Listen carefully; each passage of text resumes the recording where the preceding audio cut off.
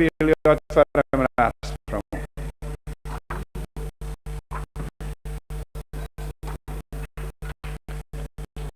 Riječ ima odbornik Zolak. Izvolite.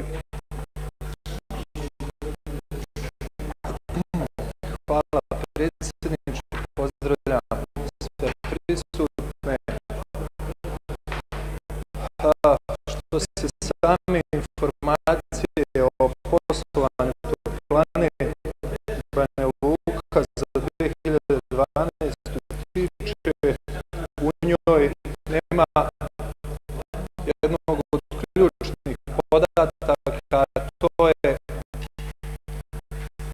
po kojoj cijeni je plaćan mazut, jer kako je prikazano u informaciji u strukturi rashoda, 64,1% otpada na troškove nabavke mazuta.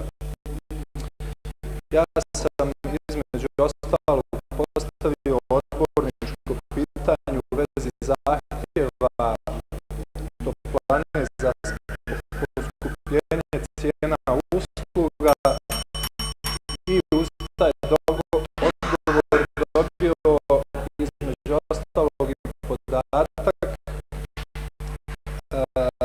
da je toplana mazut plaćala 1280,64 marke po toni bez PDV-a.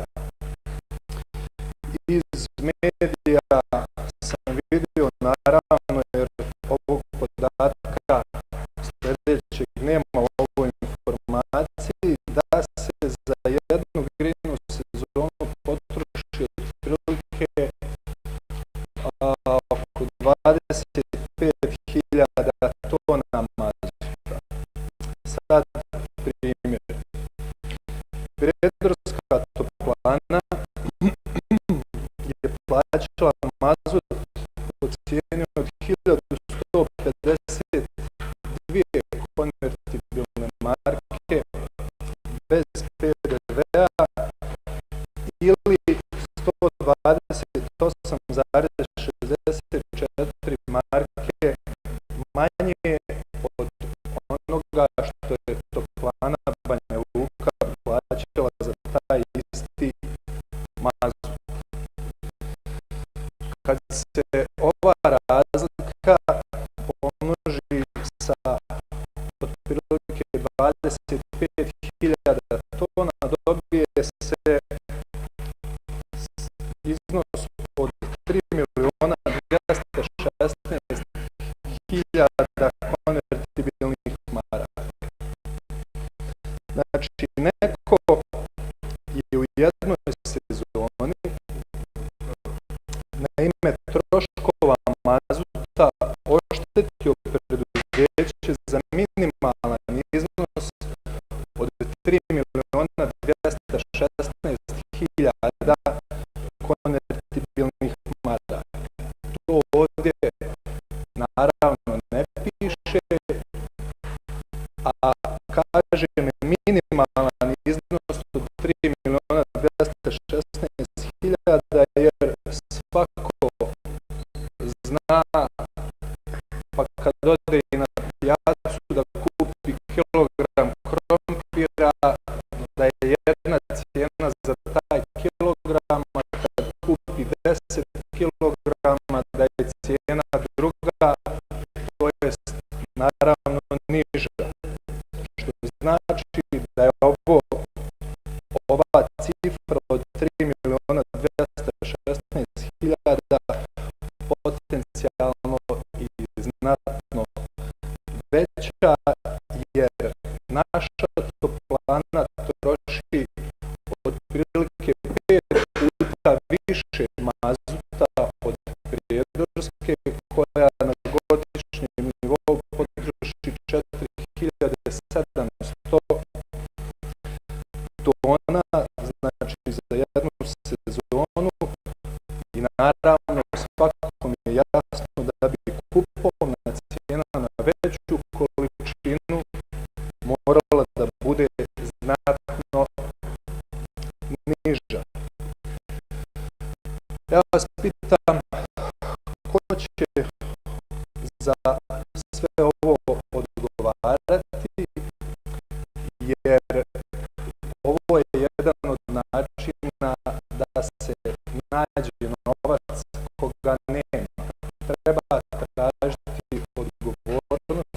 vratiti taj novac i sa tim novcem pokušati riješiti nagomilane probleme ovog preduzeća.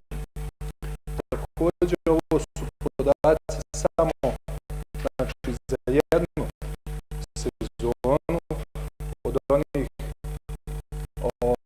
sezona u kojima je Banja Lučka toplana pod nadležnošću grada Banja Luka. Za one prethodne u kojima je bila pod nadležnošću Vlade Republike Srpske nemam podataka, ali naravno ako se ovakav odnos i tada ako je ovakav odnos tada bio na snazi, trebao tražiti odgovornost i za taj period. Dalje, o samim problemima lošeg grejanja imali smo maltene svakodnevno iz medija prilike da se upoznamo kako određeni dijelovi grada imaju loše grejanje.